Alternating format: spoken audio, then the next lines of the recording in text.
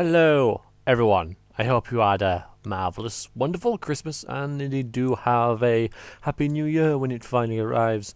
This is an update video to let you know what I've been doing and what I'm gonna be doing. This is the agenda for today. It's basically divided into two parts: a general update and the IRPG game, which I played a little under a week ago with some friends of mine. What I want to talk about, but general update. Well, basically, November, December, and future plans. Because we're at the end of December now. If we look at my website, you can see that these are the updates lately. Well, November we've covered because I was doing the whole Nerolith rewriting thing, which didn't go that well. But nevertheless, so there wasn't much updates in November, and then in December I wrote about the husks on people's page, and it's okay, I suppose. But Death Incarnate has given me a load of different suggestions for how to improve that, which he normally does, spelling suggestions and all that, and grammatical changes and all that. Haven't done those yet, because when I wrote this article on the husks, which is in a different font, I know, because it was formatted differently, so I still have to fix that as well. But it was such a challenge to write this. It was so difficult. I had to sort of wrench every word out of my being, like wringing a towel out of every drop of water. And I think the towel was wrung dry. There you go. That's a nice analogy for you. And so there's no more updates in December at all. Now, in my defense, I was planning for the IRPG game, which I shall talk about soon. But now that's done. So, but I did take up a lot of my time with allotted IOC time. So I didn't do a whole lot on IOC apart from that. None, in fact. And then there was Christmas, so busy times, and pretty soon there'll be New Year's around the corner. So January now, we're looking at January. Now prior to November, the whole weekly update thing on every Sunday, like it says there, which is now completely incorrect, was working pretty well. It was going quite well. So I do want to continue that. It's quite difficult though, because back when I started those weekly updates, I thought that what would happen was that I'd just sit down and write maybe a piece, quite big pieces, for example, on places. So I'd write about Orendor, whatever. And while I did that, Orendor sort of connected with the undead, so I'd write an article about the undead as well. So, say about skeletons or zombies or whatever, like a smaller piece, the equivalent of the husk sort of size piece, and Orendor would be like the size of this, for example. Go away, Skype. Should put you on busy. But it doesn't really happen that way for some reason. Now, I don't know whether I need to make myself or whether I need to try and not make myself, so it'll just happen. But I'm going to try the former first. So come New Year's, I'm going to try and write some more detailed pieces about things, because so far I've been churning out stuff, people's sort of things, and this has been filling up quite nicely. Not as much as I would have liked, honestly, but nevertheless there is some stuff here that wasn't there before, so that was the whole point. Still some more. See, that needs reformatting as well. But I still need to. These were small little pieces that I could do in an hour or so. And I do want to maybe do a little bit more in depth kind of things now. I did think about continuing Nerolith actually, but I figured that I'd try and do something with the website instead, basically. Now it's funny that this is different actually, Orthane in my vein, because we're going to be talking about that now, actually, I guess, because we're on to the second part of the update. Because that's basically what I'm going to be doing. So I'm going to be continuing the Sunday updates from let's say, because that's the. So yeah, okay. There's no reason why I can't start on the 6th. So that's what I'll do, and then there'll be updates every Sunday. Probably not. I don't know. I'm going to try anyway. So that's the plan for that. So I can go away now. Go away. Right, the IRPG game, which we played, when was it? It was on the 22nd of December. I'm recording that now, so it was a little under a week ago. It was really good. It was actually, my players, I should really say, are not the most experienced sort of role players in the world. They're just a group of people who I know and have known for several years, and we share interests and such. And we've always like been a bunch of geeks basically, and so we've played games before. We were very into Warhammer when we were younger, and we've sort of drifted into this because Warhammer is an expensive hobby. This is not. Indeed, it requires some card cutouts and some dice, and that's it. Right, Skype, go away. So. Now I've lost my train of thought because of that. Thank you very much. So yeah, I mean, we have played games before, but they haven't been massively in depth.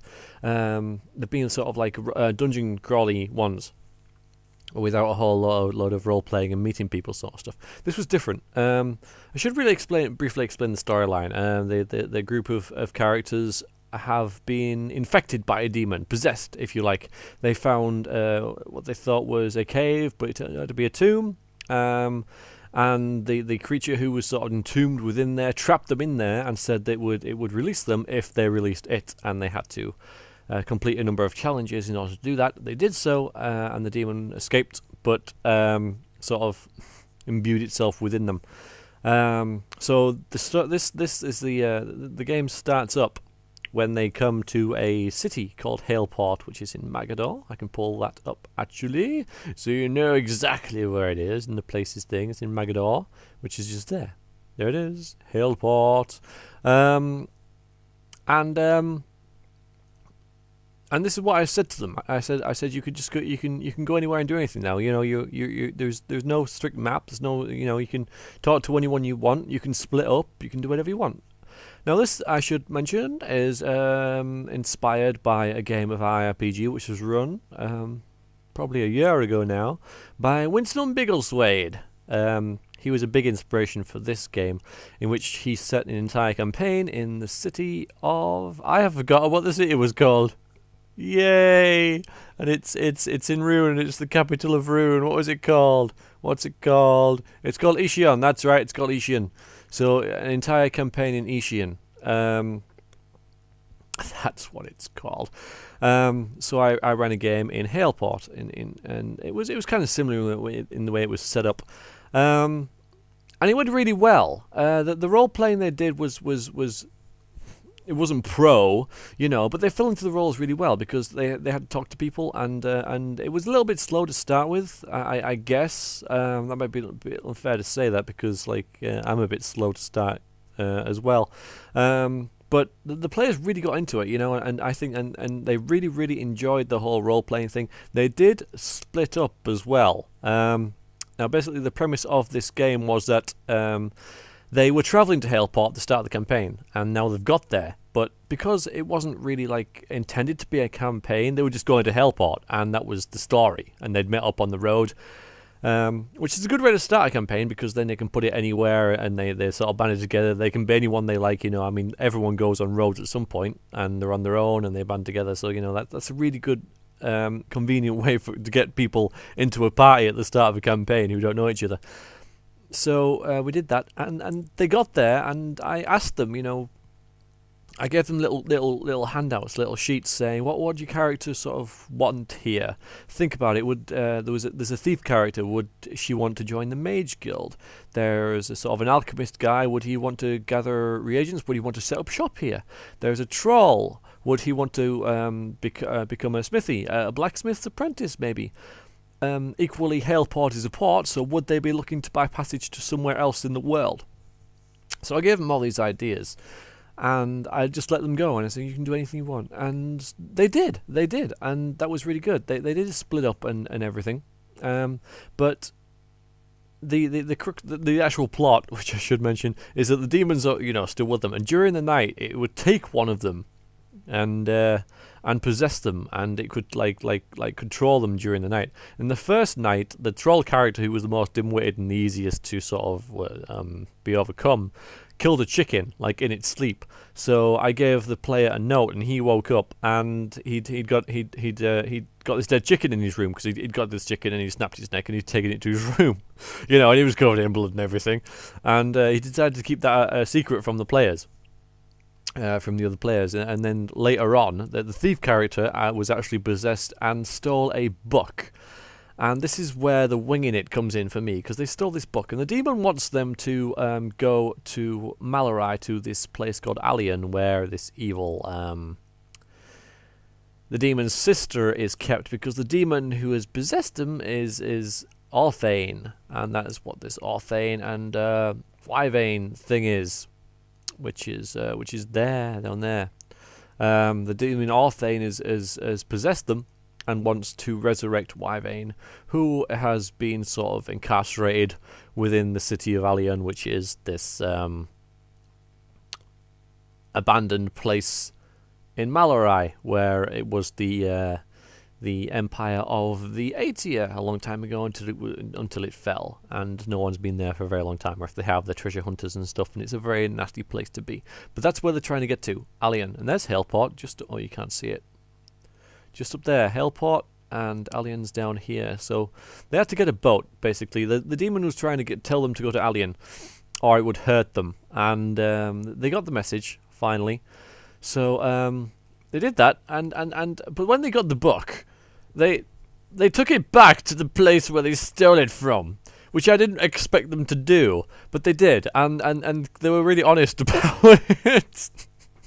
And that is not something that I had not intended for them to do at all. So, but it was really fun, because then I had to, it was such a diverse sort of thing to have to think that the plot I was thinking of was going in a completely different direction, and I completely had to wig this. They took it back to the temple where it was taken from, and they were like, "Look, we've been possessed by a demon," which, to be fair to them, makes complete sense, because they're not guilty of it. They're in this situation. I thought that they would, go into sort of hiding with the Thieves Guild or something, because the town guard would be looking for the book, because it was really important. So I had to give them credit for that and their honesty and stuff.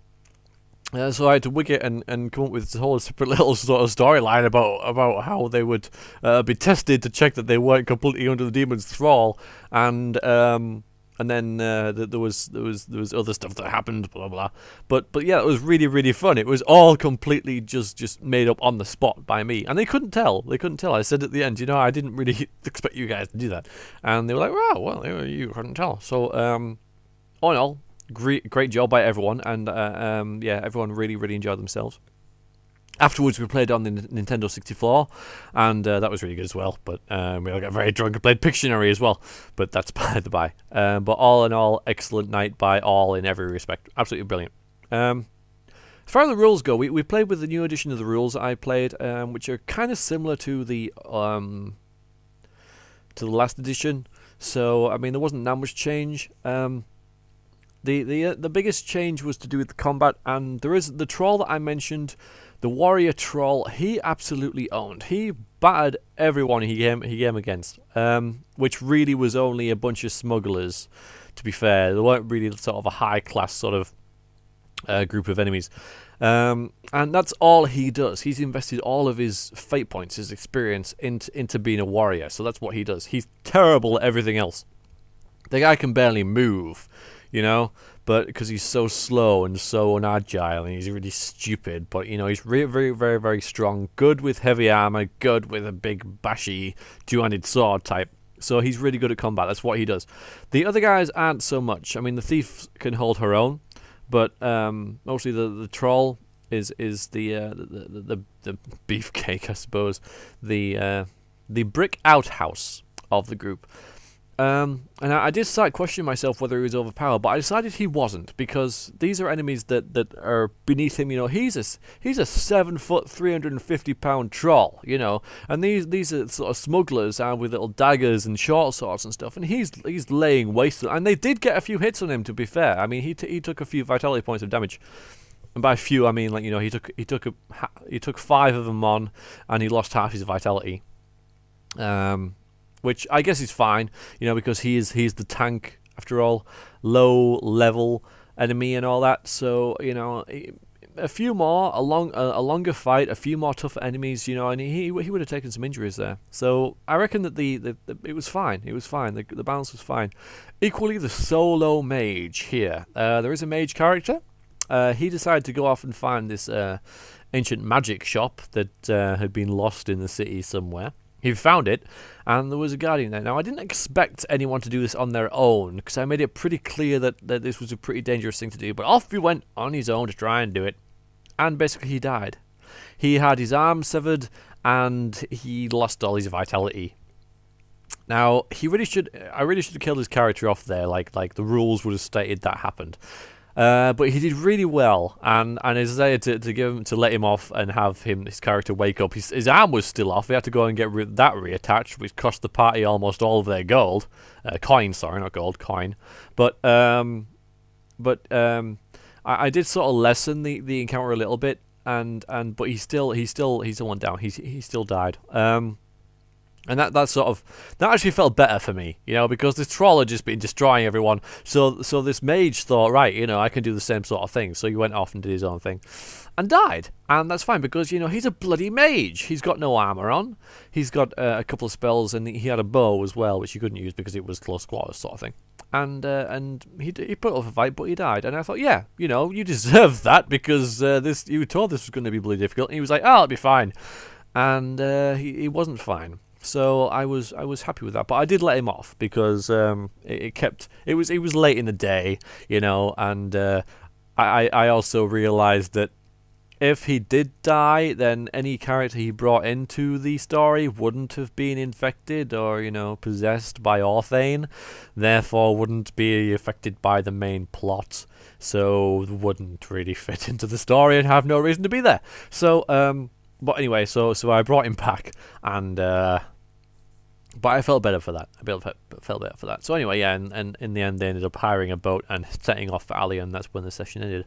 But hooray! It was a great success, and I'm very, very pleased with it. So because I was so pleased with it that I'm going to leave IRPG for quite a while now. I think it's not done, obviously, and it probably never will be. There'll always stuff to do, but I'm content with it. So that was the whole point of that whole sort of summing up, was to say that IRPG sort of come full circle, where when I first started making this channel, when I first made this channel, I released version 1 of the rules, and they were good. They were absolutely fine, perfectly serviceable, but I tweaked them here and there, and now that we've played that game, I figure that it's where I want the game's where I want to be. We played with all the option rules and everything, and the character and the characters, the players picked the rules up really well. The combat and everything was just fine. It was the right level, you know. And there was a bit of discussion when there was combat about who should go where and what happens, you know, and which spells should be cast. So there was debates and stuff. It wasn't as all straightforward, you know. There was a bit of tactics involved, but it was simple as well. So they knew exactly what would happen if where and that. So and they knew like what would happen when they rolled a 1. So it was fine. It was fine. So I'm quite happy with it. Quite content with IRPG, and I shall move on to the law of the land, methinks. Alright, so if you sat through all that, thanks very much for watching. I'm sorry I couldn't record the game. Someone asked about that, but the facilities weren't really there. And because I was handing notes out and stuff to individual players for their own experiences, more of what I've related to you in the little update that I've just given you wouldn't have transcribed very well into an audio sort of thing, you know, with me handing a piece of paper and handing it back. I could have whispered it into the mic, you know, but it wouldn't have worked very well. So and it was about 6 hours long as well, the game. So that'll be a hell of a file to upload. Could do it, but I don't think anyone would sit through it in all honesty. But yeah, there we go. That was it. Thank you very much for watching. It's good of you to take an interest. For those of you that are left, if indeed there are anyone. Hello. No? Okay, fine. So I'll talk to myself and say goodbye, toodaloo, thank you, and I hope you have a happy new year. Yes, great. Alright, toodaloo.